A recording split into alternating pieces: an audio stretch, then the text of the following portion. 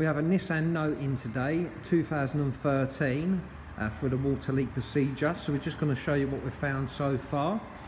So if we just focus on the driver's rear door, we've got the lever bars down the back of the window. So what we're going to do is we're just going to simulate by putting some water down on the outside.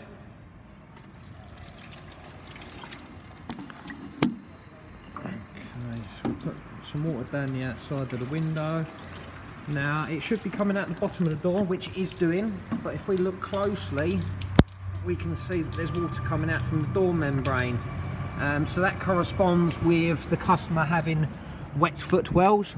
So if we just push down here a second, if I just move the torch out of the way.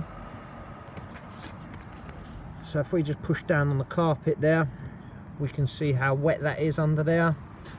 And also if we come to the front of the car, I believe we can feel it in the front of the car as well.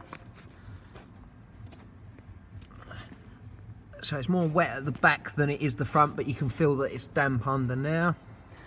Okay, so that's what we've found so far.